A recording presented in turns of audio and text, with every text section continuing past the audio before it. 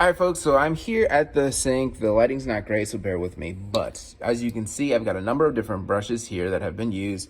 They have some paint on them, and so I just want to go through the procedure of being able to wash brushes properly, right?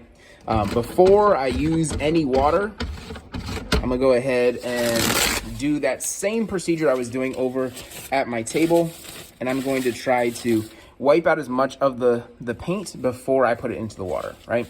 So I'm gonna try to make sure I'm getting some of the paint and stuff off my brushes and onto my paper towel. What this does, it helps the sink from not clogging up, because sometimes what ends up happening, there can be a bunch of paint that's still left on the brushes, and then we try to wash it down the sink, and if it gets clumpy down in the pipes, it'll turn to plastic and clog things up. So as you can kind of see, there's quite a lot of paint that just came off of my brushes here. I'm gonna do that a little bit. And now I'm going to use the water to rinse off the remaining amounts of paint that's here. So I'm gonna be very careful about turning on the sink. Sometimes the water pressure is really insane.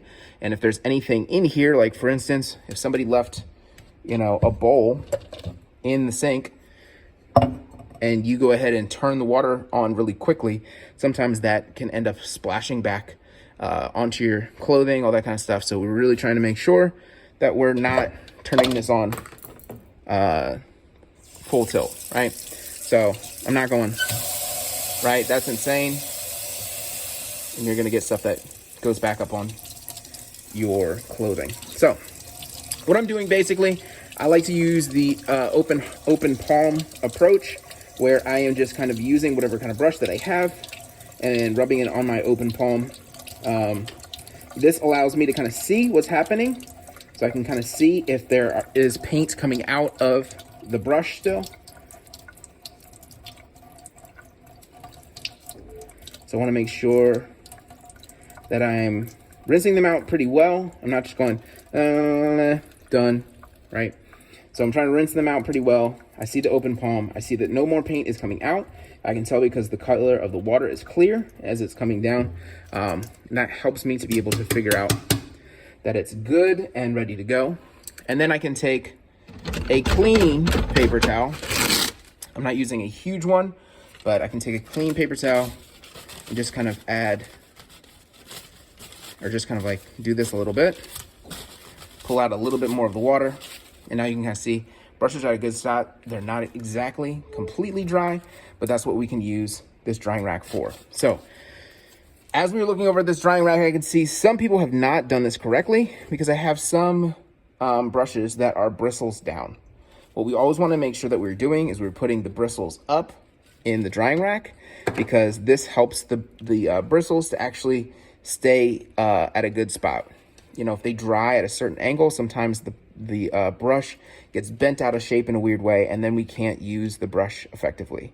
So we're trying to make sure that we always put them in bristles up. There are little individual slots for each one, helps them to stay organized. There it goes. Doesn't necessarily always have to be exactly the same thing, but it helps to keep everything organized as much as possible. All right. So lastly, I can tell that sometimes people do not do a good job of cleaning out their brushes. And so you may pick up a brush that looks like this, and it looks pretty ordinary. However, that's the sound of the brush. This is not the metal on here or the wood here. That's the sound of the brush, right? That's because this is dried and turned into a plastic thing, and I can't really even move these bristles anymore. So it's pretty much a broken brush. Like, who's going to be able to actually use that, right? So we want to make sure that we're cleaning out the brush in those ways that I just explained. That way we can have longevity for our brushes. And it's always really annoying when we run out of brushes towards the end of the year, and you're trying to do some really fine detail with your painting, and you can't find the brushes that you need. So please try to make sure that you are cleaning out your brushes effectively and then putting them in the drying rack the correct way with the bristles up.